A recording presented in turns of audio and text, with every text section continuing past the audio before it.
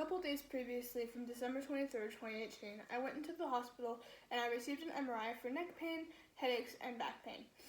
So 2 days before Christmas, we got this call from my doctor, and my parents put it on speaker so I could hear the information they were telling them.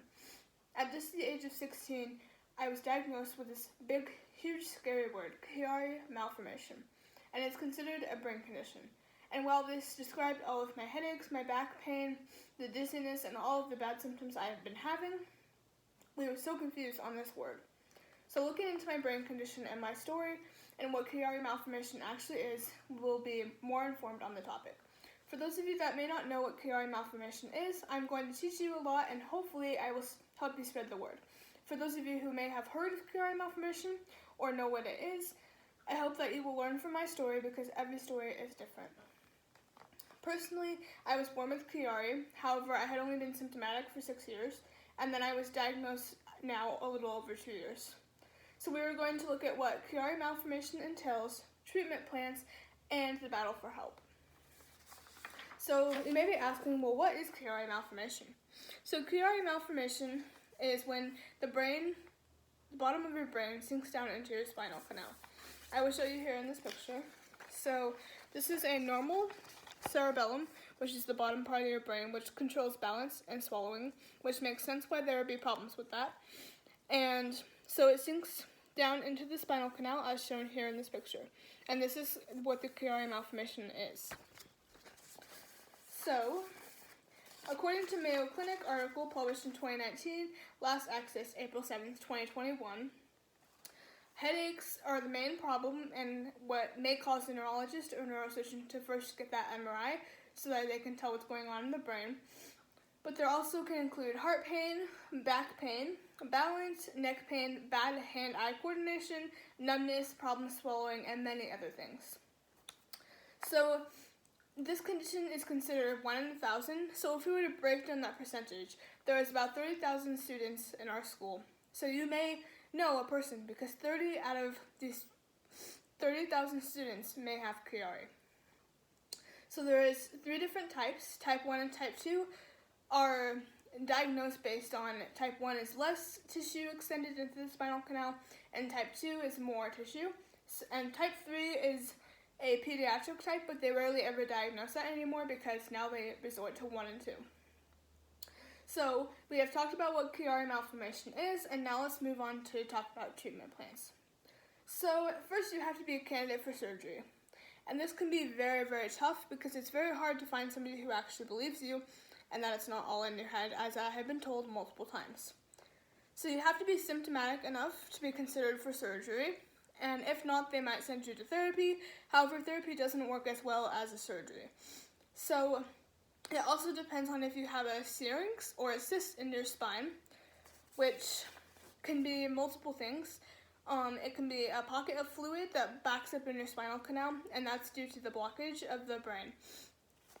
So surgery includes removing part of your skull and part of your spine to make room for your surgery, or for your brain to grow more. So this is the normal brain, and the Chiari is right here, and so they will remove parts of the skull in order to make more room for your brain, and that way there's no pressure pushing against your brain the whole time. So this is a 3 to 5 hour surgery, and it is very risky. For me, my surgery was 4.5 hours, and I was under the whole time, obviously.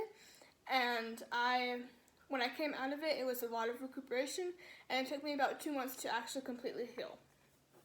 So, according to Lorenzo Giametti, wrote an article in 2017, last accessed April 7th, 2021, the effectiveness on the surgery depends on what the symptoms were previously, and just the overall experience, and also the surgeon.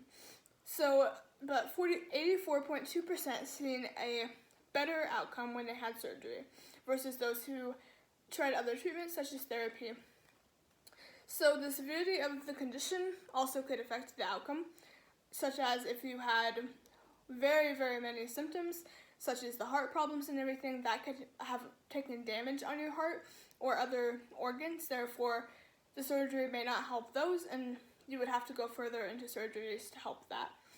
So We just talked about the treatment, and now we're going to discuss the battle for help.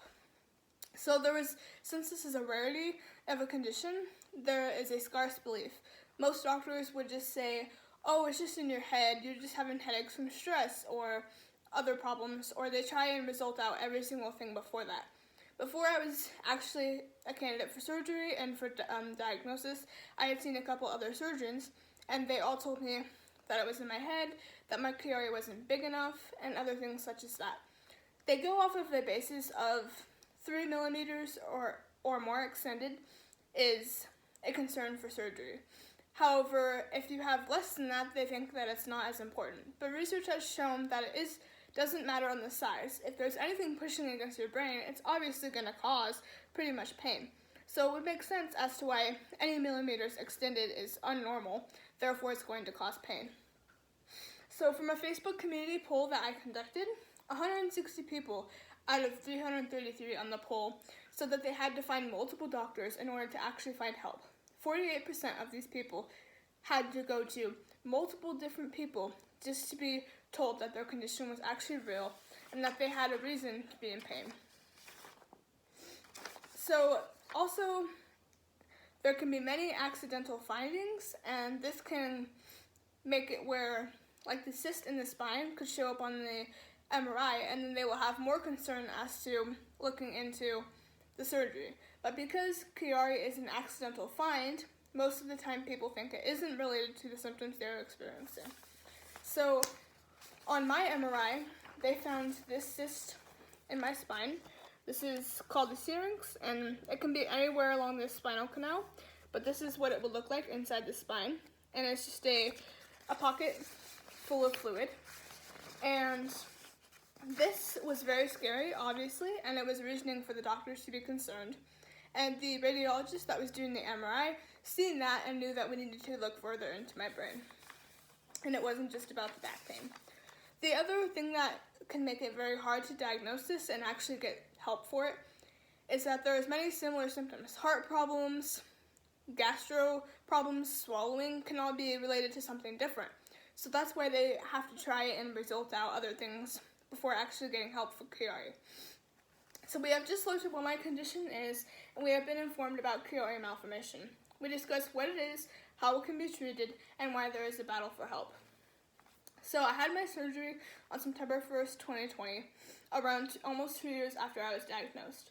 I fought for the help, and I got the help, and my surgery went very well, and now I'm a lot better. I don't have any headaches, I'm no longer on medications for anything, and I'm doing very well. Some brain conditions can be one of the scariest things, but in return, it can make you brilliantly resilient and brave to fight many storms. Remember that there is always a light at the tunnel of any